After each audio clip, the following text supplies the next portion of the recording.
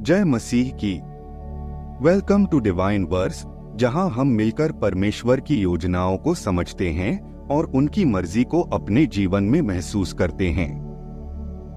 आज का विषय बहुत ही खास है, क्योंकि आज हम जानेंगे कि कैसे जो आप परमेश्वर से मांगोगे वो आपको मिलेगा, और जैसा आप सोचोगे वैसा ही आपका जीवन बनेगा। बाइबल में इस सच्चाई को बहुत सुंदर तरीके से समझाया गया है, और अगर इसे दिल से समझ लें तो यह आपके जीवन को पूरी तरह बदल सकता है।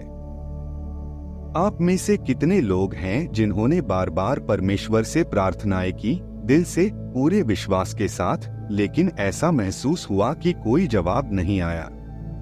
कभी ऐसा हुआ है कि आपके इंतजार ने आपको थका दिया और हिम्मत टूट गई? शायद अब आप सोचने लगे हो कि क्या वाकई प्रभु आपकी प्रार्थनाओं को सुन रहे हैं। इस वीडियो में हम जानेंगे कि किस प्रकार प्रभु से प्रार्थना करने से, आत्मा से प्रार्थना करने से आपकी सोच, आपके विश्वास और आपकी जिंदगी बदल सकती है। बाइबल हमें सिखाती है कि जब हम आत्मा से प्रार्थना करते हैं तो हम परमेश्वर के और करीब आ जाते हैं। बाइबल हमें सिखाती है कि अगर हमारा विश्वास सरसों के छोटे बीज के समान भी हो तो हम पहाड़ों को हिला सकते हैं।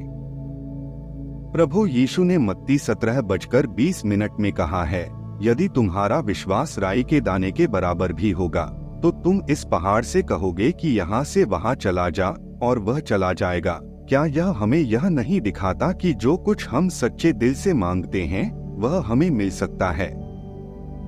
परमेश्वर ने हमें यह आश्वासन दिया है, लेकिन यहाँ एक शर्त है, विश्वास को पूरे दिल से करना होगा। कई बार हम सोचते हैं कि हमारी प्रार्थनाएं अनसुनी हो रही हैं, कि शायद परमेश्वर हमारी पुकार नहीं सुन रहे। लेकिन असल में यह परमेश्वर का तरीका होता है हमारे विश्वास का इम्तिहान लेने का। वह देखना चाहते हैं कि क्या हम उनकी योजनाओं में भरोसा कर सकते हैं, चाहे हमें जवाब तुरंत न मिले। प्रार्थना सिर्फ शब्दों का खेल नहीं है, यह एक गहरे विश्वास का खेल है। यह अदृश्य शक्ति का आह्वान है जो हमारे सोचने से भी परे है। सोचिए, जब आप एक बीज बोते हैं तो उसे जमीन में लगाने के बाद भी कुछ समय के लिए वो बीज हमें दिखाई नहीं देता। हम उसे बार बार देख सकते हैं, परंतु वह हमारी नजरों से उजड़ रहता है। क्या इसका मतलब यह है कि वह बीज बढ़ नहीं रहा? बिल्कुल नहीं। वह नीचे मिट्टी के अंदर बढ़ रहा होता है, अपनी जड़ों को मजबूत कर रहा होता है। ठीक उसी तरह हमारी प्रार्थनाएं भी उसी समय से कार्य कर रही होती हैं जब हम उन्हें बोलते हैं, भले ही हम उस प्रक्रिया को देख नहीं सकते। परमेश्वर की योजनाएं समय पर चलती हैं और उनका हर निर्णय हमारे लिए सर्वोत्तम होता है। जब हमारा विश्वास गहरा होता है तो हम परमेश्वर के समय और उनकी योजनाओं पर भरोसा कर सकते हैं। परमेश्वर यह देखना चाहते हैं कि हम उनके वचनों में भरोसा करते हैं या नहीं, चाहे हमें जवाब तुरंत मिले या न मिले। जो बात हम सोचते हैं वही हम बन जाते हैं। यह सिर्फ एक विचार नहीं है, बल्कि विज्ञान भी इस बात को मानता है कि हम अपने विचारों के अनुसार अपनी वास्तविकता को आकार देते हैं। लेकिन विज्ञान से कहीं बढ़कर बाइबल भी यही सिखाती है।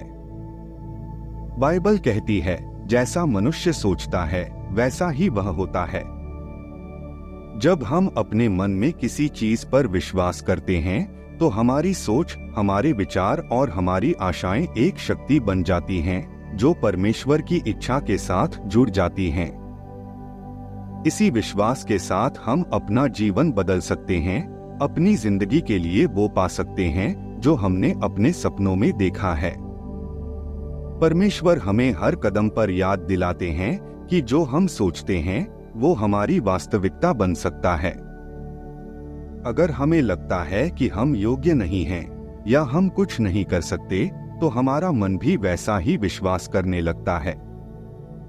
लेकिन अगर हम विश्वास करते हैं कि हम उस जीवन के योग्य हैं जो परमेश्वर ने हमारे लिए सोचा है, तो हमारी सोच और हमारे काम उसी दिशा में ढलने लगते हैं। यह वीडियो इसी सच्चाई के बारे में है, कैसे आप अपनी सोच से अपने जीवन में सकारात्मक बदलाव ला सकते हैं। रोमियो 12:02 में लिखा है, इस संसार के अनुरूप न बनो, परंतु अपने मन के नए हो जाने से अपने चाल चलन को बदलते जाओ, कि तुम परमेश्वर की भली और भावती और सिद्ध इच्छा अनुभव से मालूम करते रहो। इस आयत का अर्थ है कि हमें इस संसार की सोच का अनुकरण नहीं करना है, हमें अपनी सोच को बदलना है और उसे परमेश्वर की इच्छा के अनुसार ढालना है। जब हम ऐसा करते हैं तो परमेश्वर की कृपा से हमारी जिंदगी में बदलाव आना शुरू हो जाता है। परमेश्वर का यह संदेश हमें बताता है कि हमारा मन, हमारी सोच और हमारा विश्वास किस तरह से हमारे जीवन को दिशा दे सकता है। यह केवल सोचने का सवाल नहीं है, बल्कि यह हमारे विचारों में एक विश्वास पैदा करने का सवाल है। जब हम अपने मन में यह विश्वास बनाते हैं कि परमेश्वर हमारे साथ हैं और उनकी योजना हमारे जीवन के लिए भली है, तो हम उनके द्वारा भेजी गई शक्ति का अनुभव करने लगते हैं। क्या आपने कभी ध्यान दिया है कि हमारी प्रार्थनाओं का असर हमारी सोच से कितना जुड़ा हुआ है? कई बार हम चाहते तो हैं कि हमें बड़ी सफलता मिले, कि हमारे जीवन में शांति और सुख आए, लेकिन हम उसे अपनी सोच के स्तर पर स्वीकार नहीं कर पाते। यह वही स्थिति है जहां हमारी सोच की ताकत हमें हमारे सपनों और प्रार्थनाओं से जोड़ती है। अगर हम अपनी सोच में ही शंका रखते हैं, तो प्रार्थना कितनी भी गहरी हो, उसका पूरा असर नहीं होता। यही कारण है कि हमें अपने अवचेतन मन को इन प्रार्थनाओं से भरना और मजबूत करना होता है। अब जरा सोचिए, दिन भर की भागदौड़ और चिंताओं के बाद जब रात का समय आता है, हमारा चेतन मन धीरे धीरे शांत हो जाता है। उस वक्त हमारे अवचेतन मन में वो शक्ति होती है जो हमारे चेतन मन में नहीं होती। जब हम सोने से पहले अपने अवचेतन मन में शांति, सफलता और प्रेम के विचार बोते हैं, तो यह हमारी सोच को बदलने की एक शुरुआत बनता है। जैसे एक बीज धरती में बोया जाता है, वैसे ही यह विचार हमारे अवचेतन मन में बोए जाते हैं और समय के साथ ये विचार हमारी हकीकत का रूप लेने लगते हैं। कल्पना कीजिए कि आप एक पर्वत पर चढ़ना चाहते हैं, लेकिन आपका चेतन मन बार बार कहता है, यह असंभव है, यह बहुत मुश्किल है। तो जब आप कोशिश करेंगे, आपका चेतन मन आपको बार बार रोकेगा। लेकिन अगर आप अपने अवचेतन मन को यह विश्वास दिलाते हैं कि यह मुमकिन है और अपने मन में उस क्षण को देखना शुरू कर देते हैं जब आप पर्वत के शिखर पर खड़े होंगे, तब आपका अवचेतन मन आपको वो ताकत और हिम्मत देगा जो चेतन मन में नहीं है। यहाँ पर प्रार्थना का असली मकसद यही है, अपने अवचेतन मन को उस शक्ति से भरना जो हमें अपनी प्रार्थनाओं के असर को वास्तविकता में बदलने में मदद करती है। रात को प्रार्थना क्यों करनी चाहिए? इसके पीछे बहुत बड़ा रहस्य छिपा हुआ है। हमारा मन दो हिस्सों में बंटा होता है, एक चेतन मन और दूसरा अवचेतन मन। दिन में हम जो सोचते और करते हैं, वह हमारे चेतन मन में होता है। पर जब रात को हम सोने जाते हैं, तो हमारा चेतन मन धीरे धीरे शांत होता है और अवचेतन मन जागृत होता है। अवचेतन मन का यह समय बहुत महत्वपूर्ण होता है, क्योंकि यह हमारे अंदर की गहराइयों को छूता है, उन भावनाओं को जगाता है जिन्हें दिन भर की हलचल में हम अनदेखा कर देते हैं। इस समय जब हम प्रभु यीशु के नाम से प्रार्थना करते हैं, तो हमारी आत्मा में एक नई ऊर्जा भर जाती है। अवचेतन मन को प्रभु की ओर मोड़ने से हमारी हर एक प्रार्थना अधिक शक्तिशाली बन जाती है।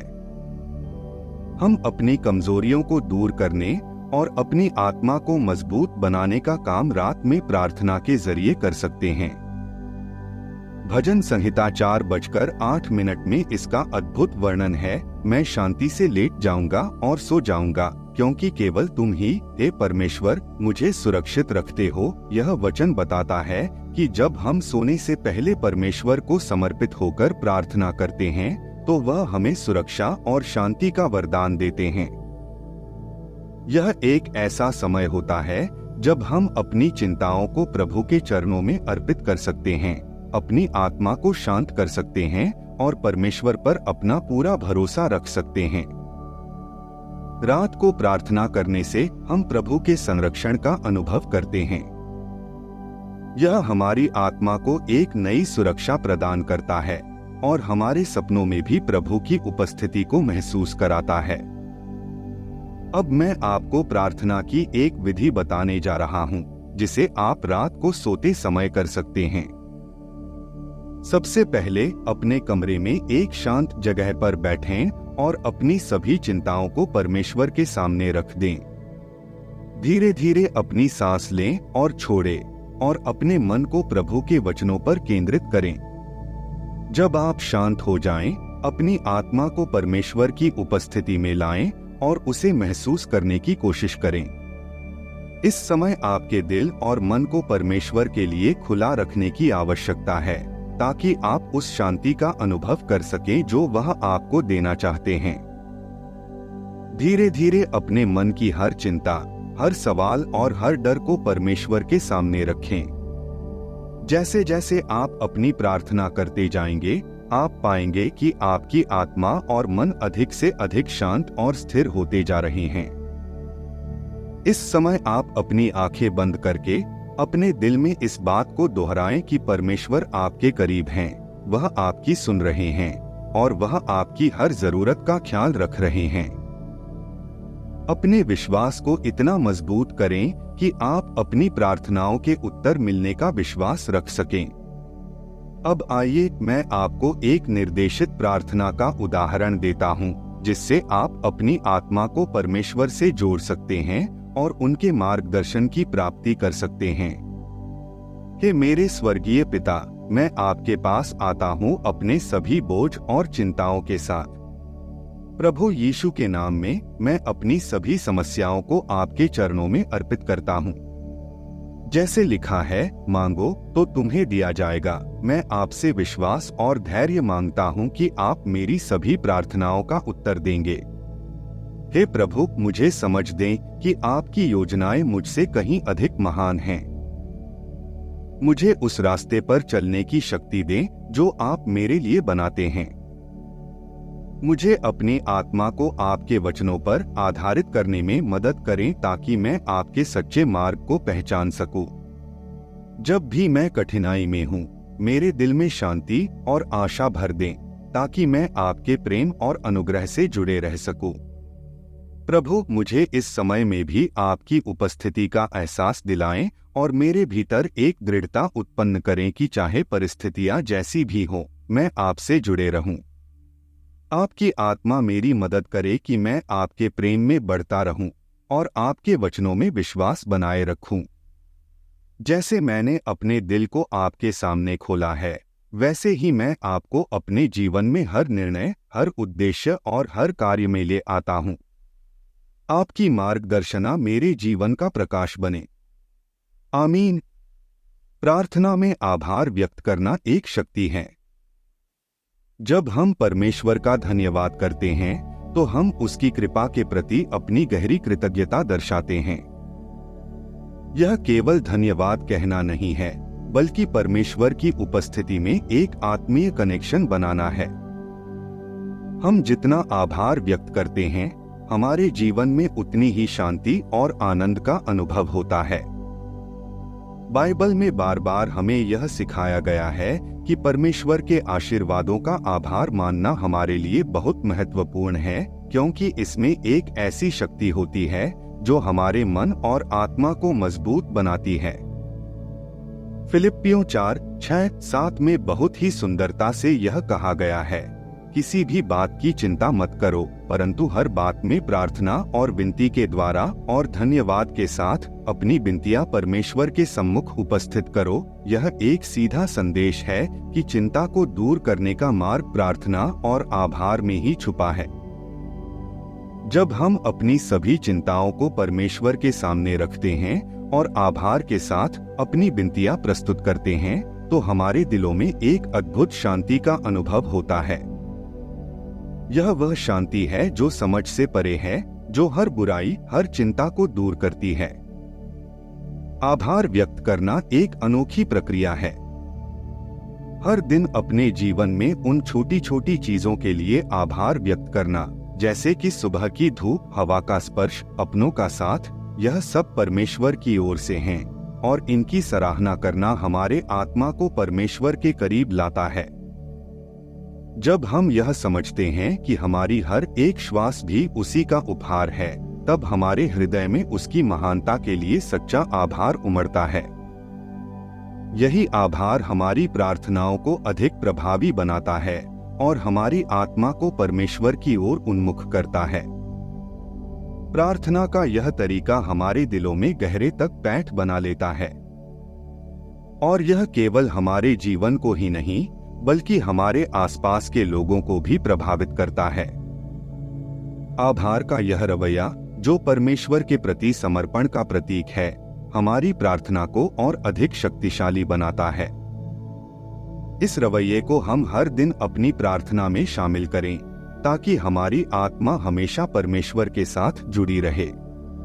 जब हम आभार व्यक्त करते हैं, तब हम अपने मन में एक ऐसी सकारात्मकता का निर्माण करते हैं जो हमें हर परिस्थिति में शांत और संतुष्ट रखती है। प्रिय मित्रों, अब हम एक महत्वपूर्ण विषय पर बात करेंगे, विश्वास और आशा। जैसा कि हमने पहले कहा, आत्मा से प्रार्थना और विश्वास में रहना हमें वह सब कुछ देता है जो हम परमेश्वर से मांगते हैं। पर क्या आपने कभी सोचा है कि विश्वास और आशा का क्या संबंध है? यहाँ पर एक बात समझनी बहुत जरूरी है। जब हम अपने जीवन में संघर्षों और मुश्किलों का सामना कर रहे होते हैं, तब हमारी आंतरिक शांति और संतुलन का स्रोत केवल एक ही है, हमारा विश्वास। विश्वास ऐसा शक्तिशाली तत्व है जो हमें परमेश्वर से जोड़ता है। जब हम खुद को पूरी तरह से उसकी इच्छा के प्रति समर्पित कर देते हैं, तो परमेश्वर हमारे दिल की गहराइयों को समझता है और हमारे लिए सर्वश्रेष्ठ करता है। आपने कभी यह महसूस किया है कि जब आप विश्वास के साथ कोई प्रार्थना करते हैं, तो वह कैसे पूरी होती है? यह अनुभव किसी अजीब शक्ति जैसा होता है। जब हम परमेश्वर के वचनों में विश्वास करते हैं, तो वह हमारी आस्थाओं को मजबूत करता है। विश्वास के माध्यम से ही हम उसकी मदद प्राप्त करते हैं और यही विश्वास हमारे जीवन में न केवल शांति लाता है, बल्कि हमें संपूर्ण आशीर्वाद भी मिलता है। अब एक बात और है, आशा। आशा विश्वास का एक गहरा और महत्वपूर्ण पहलू है। विश्वास और आशा साथ चलते हैं। जब आप विश्वास करते हैं, तब आपके अंदर आशा जागती है और यही आशा ही आपको आगे बढ़ने की शक्ति देती है। चाहे कुछ भी हो, चाहे कितनी भी कठिनाइयां क्यों न आए, अगर हमारे मन में आशा है, तो हम कभी हार नहीं मान सकते। हमारी आशा भगवान में होती है और जब वह हमारी मदद करता है, तो हमें कोई भी समस्या बड़ी नहीं लगती। आत्मा से प्रार्थना करना का मतलब केवल शब्दों का उच्चारण नहीं है। यह एक गहरी, ईमानदार और विश्वास से भरी हुई बातचीत है। जब हम परमेश्वर से प्रार्थना करते हैं, तो हमें यह विश्वास रखना चाहिए कि वह हमें सुनता है। वह हमारे हर दर्द और चिंता को जानता है और हमें हर स्थिति में संभालने की शक्ति प्रदान करता है। अब मैं आपसे एक सवाल पूछता हूँ, क्या आप विश्वास के साथ परमेश्वर से कुछ मांगने के लिए तैयार हैं? क्या आप उस शक्ति को महसूस करना चाहते हैं जो विश्वास और प्रार्थना के माध्यम से जीवन में आती है? अगर हाँ, तो याद रखें, परमेश्वर आपके साथ है। वह कभी भी आपको अकेला नहीं छोड़ेगा।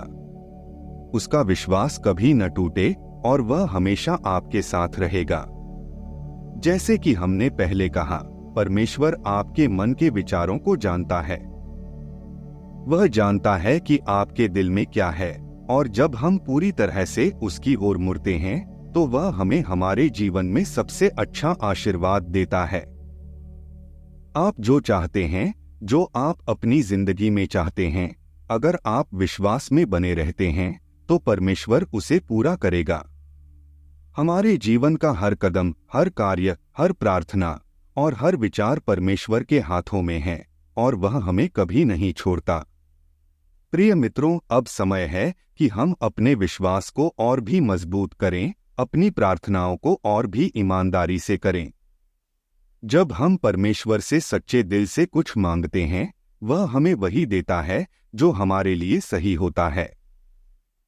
तो आज से ही अपने जीवन को परमेश्वर के हाथों में सौंपिए, अपनी प्रार्थनाओं में विश्वास रखिए और वह आशीर्वाद पाएंगे जिनकी आपको सच्ची जरूरत है। अंत में मैं आपसे अनुरोध करता हूं कि इस वीडियो को लाइक करें और कमेंट में आमीन लिखें यदि आप भी परमेश्वर पर अटूट विश्वास रखते हैं। हम सभी मिलकर परमेश्वर के साथ अपने जीवन की यात्रा को और भी खूबसूरत बना सकते हैं। परमेश्वर का आशीर्वाद हमेशा आपके साथ रहे।